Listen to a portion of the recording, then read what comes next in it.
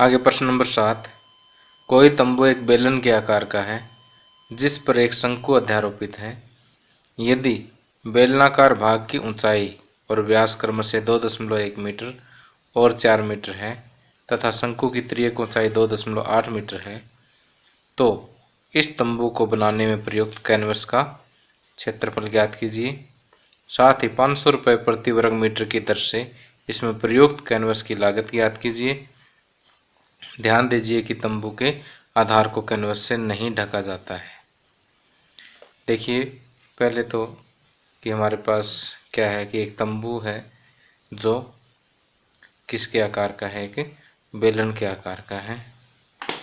इस बेलनाकार तंबू के ऊपर एक शंकु क्या है अध्यारोपित है, एक रखा हुआ है। तो ये इस टाइप का जो है एक तंबू हमें दिया हुआ है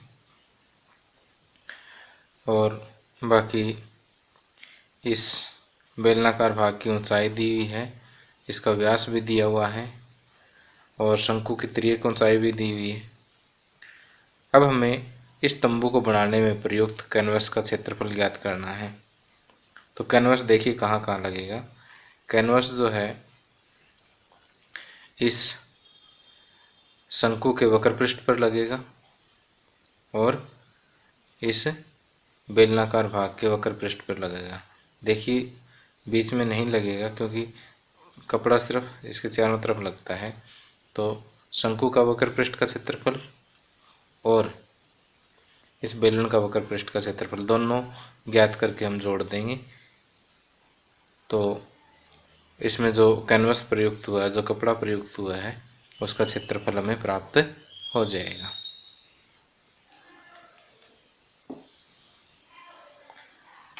तो इसका चित्र हम ऐसे बना सकते हैं।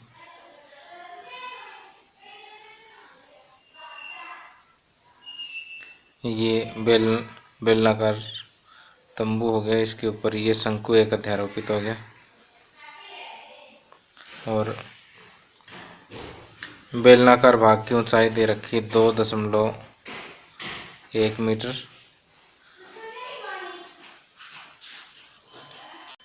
और इसके आधार का व्यास दिया हुआ है 4 मीटर और शंकु की तिर्यक ऊंचाई दी हुई है 2.8 मीटर। तो यहाँ पर लिखेंगे हम बेलनाकार भाग की ऊंचाई h बराबर 2.1 मीटर। अब बेलन के आधार का व्यास बराबर शंकु के आधार का व्यास, ये कुल मिला के कितना हो गया, ये दोनों ही कितने 4-4 मीटर है कि जब ये 4 है तो ये भी 4 होगा। अब बेलन के आधार की त्रिज्या r बराबर शंकु के आधार की त्रिज्या r, ये कितनी होगी 4 का आधा 2 मीटर। अब तंबू को बनाने में प्रयुक्त कैनवस का क्षेत्रफल, तंबू बनाने में प्रयुक्त कैनवस का क्षेत्रफल बराबर किसके बराबर बताया मैंने, इस बेलन का वक्र पृष्ठ का क्षेत्रफल, बेलन का वक्र पृष्ठ का क्षेत्रफल प्लस शंकु का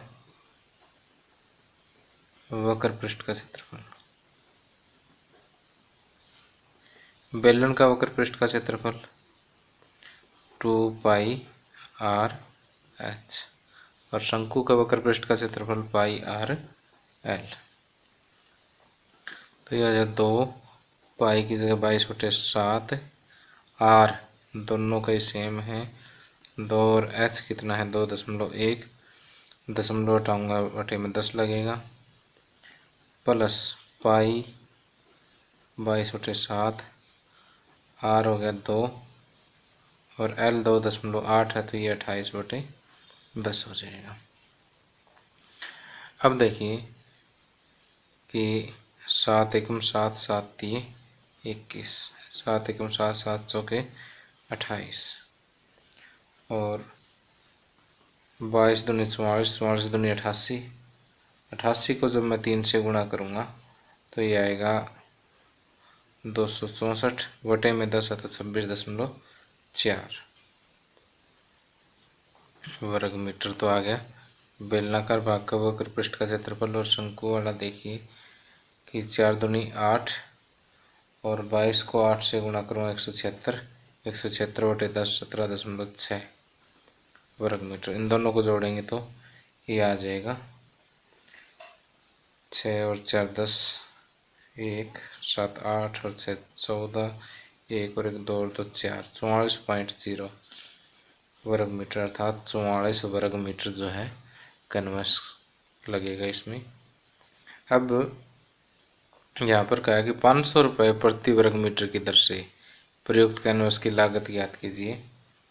अब 1 वर्ग मीटर की लागत 1 वर्ग मीटर कैनवस की लागत बराबर कितनी है 500 रुपये और 44 वर्ग मीटर कैनवस की लागत 500 गुणा में 44 तो ये आ जाएगा 22,000 रुपये आंसर।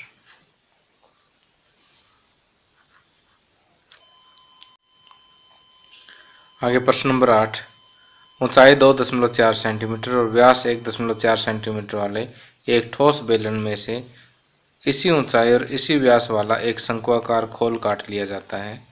शेष बचे ठोस का निकटतम वर्ग सेंटीमीटर तक पृष्ठीय क्षेत्रफल ज्ञात कीजिए। देखिए आपको यहाँ पर क्या दिया हुआ है, एक बेलन दिया हुआ है। इस बेलन की ऊंचाई जो है वो कितनी दी हुई है 2.4 सेंटीमीटर और व्यास दिया हुआ है 1.4 सेंटीमीटर। अब ये कहता है कि इसमें से इसी ऊंचाई और इसी व्यास वाला एक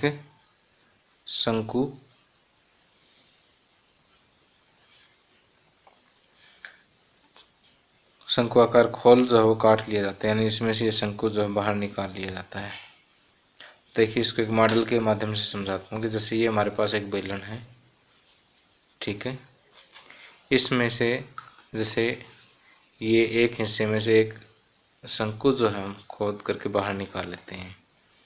इस शंकु का आधार और इस बेलन का आधार समान है, इन दोनों की ऊंचाइयाँ भी क्या है समान है।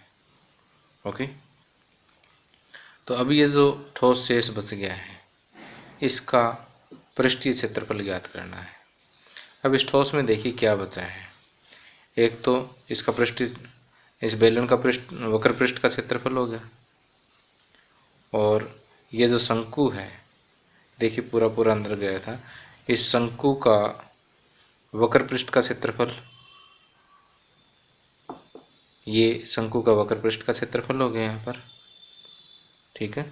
ये क्या हो गया शंकु का वक्र पृष्ठ का क्षेत्रफल हो गया और ये बेलन का वक्र पृष्ठ का क्षेत्रफल प्लस ये नीचे जो एक वृत्ताकार भाग बच गया इसका क्षेत्रफल।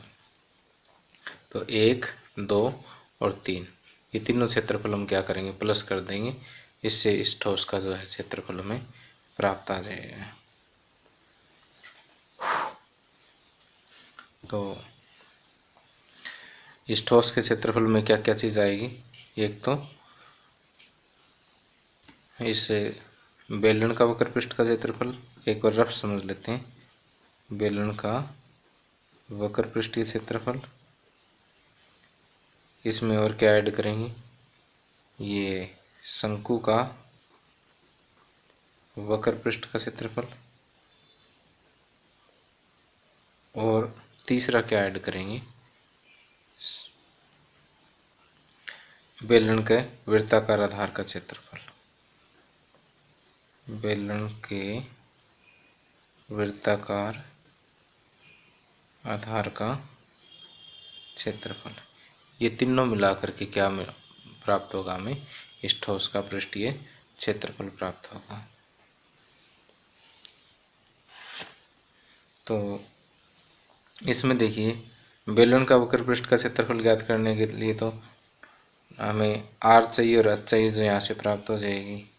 लेकिन शंकु का वक्र पृष्ठ का क्षेत्रफल ज्ञात करने के लिए हमें इसकी त्रियक ऊंचाई चाहिए, पहले वो ज्ञात करनी पड़ेगी, उसके बाद हम आगे सवाल कर पाएंगे। तो पहले तो हम लिखेंगे कि बेलन के आधार की त्रिज्या r बराबर 1.4/2 0.7 सेंटीमीटर,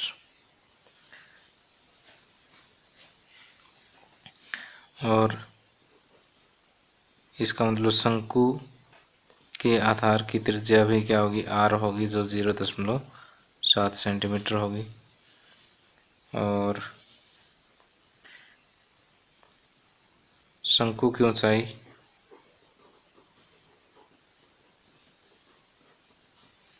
बराबर बेलन की ऊंचाई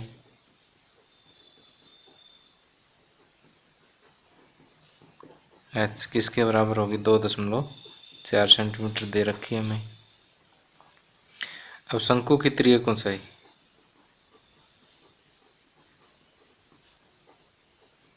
शंकु की त्रियक ऊंचाई l किसके बराबर होगी, r² plus h² under the root, r कितना 0.7 का, इसका स्क्वायर हो जाएगा, प्लस h 2.4 इसका स्क्वायर अंडर द रूट। अब 0.7 का स्क्वायर 0.49 हो जाएगा, और 2.4 का स्क्वायर 5.76 हो जाएगा। इन दोनों को प्लस करेंगे तो 6.25 आएगा, और 6.25 का रूट, अब 6.25 का वर्गमूल 2.5 होगा। और ये हम ऐसे भी कैलकुलेट कर सकते हैं कि 6.25 है, इसको आप 625/100 कह सकते हो। 625 का वर्गमूल हो गया 25, और 100 का वर्गमूल हो गया 10, तो 25/10 2.5। ओके। और अब देखिए त्रियक ऊंचाई हमारे पास आ गई। अब शेष बचे ठोस का पृष्ठीय क्षेत्रफल। शंकु काटने के बाद शेष ठोस का क्षेत्रफल बराबर, ये क्या होगा कि बेलन का वक्र पृष्ठ का क्षेत्रफल प्लस शंकु का वक्र पृष्ठ का क्षेत्रफल प्लस बेलन के वृत्ताकार आधार का क्षेत्रफल। अब देखिए, बेलन का वक्र पृष्ठ का क्षेत्रफल क्या होगा, 2πr/h। शंकु का वक्र पृष्ठ का क्षेत्रफल πr/l। बेलन का आधार वृत्ताकार, वृत्त का क्षेत्रफल πr²। 2 पाई की जगह लेंगे 22/7, r 0.7 अतः 7/10, और 2πr/h, h कितना है 2.4, तो ये 24/10 और पाई 22/7 आर 0.7 यानी 7/10 एल 2.5 यानी 25/10 plus pi R square 22/7 R square यानी 7/10 गुणा 7/10। अब देखिए 7 से 7 कैंसिल हो गया ये, और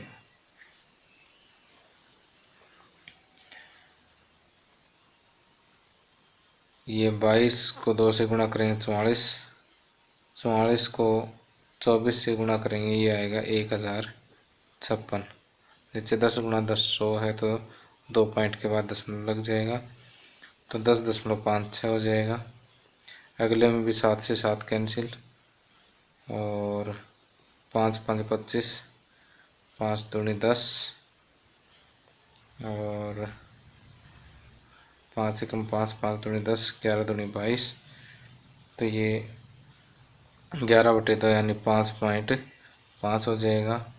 7 को 7 कट कर देगा, 22 7 154, 154/100 1.54।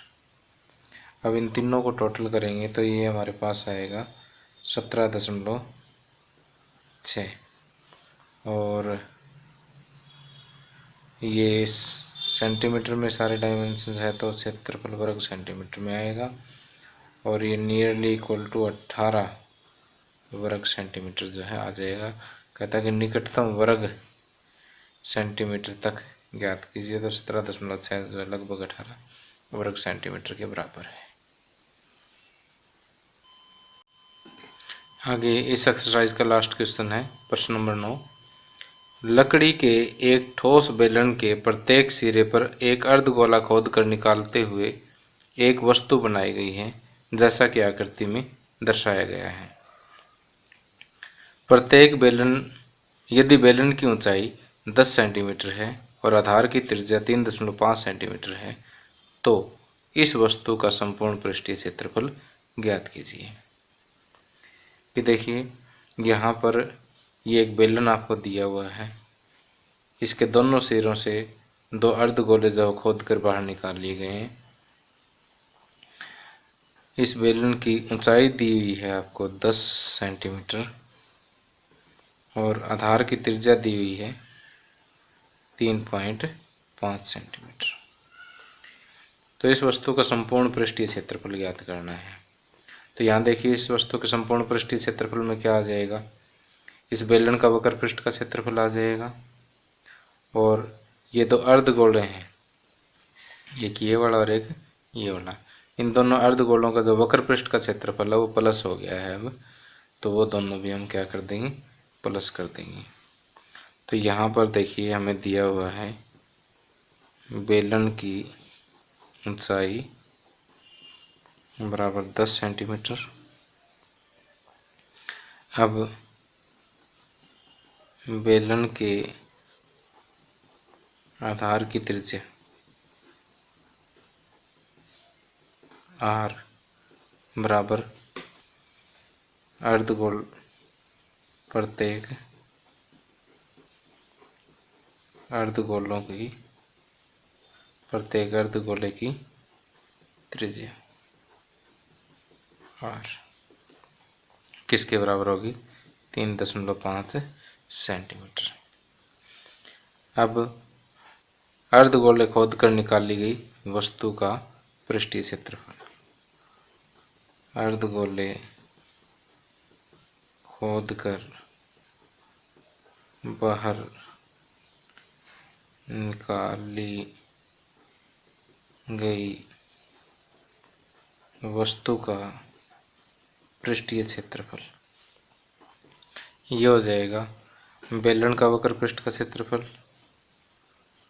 बेलन का वक्र पृष्ठीय क्षेत्रफल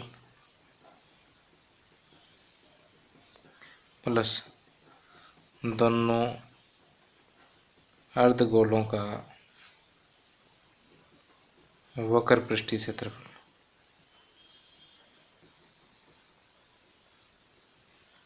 अब बेलन का वक्र पृष्ठ का क्षेत्रफल क्या होता है? 2 pi r square, 2 pi r h. और अर्धगोले का क्षेत्रफल होता है 2 पाई आर स्क्वायर, और दो अर्धगोले तो गुणा में 2 हो जाएगा।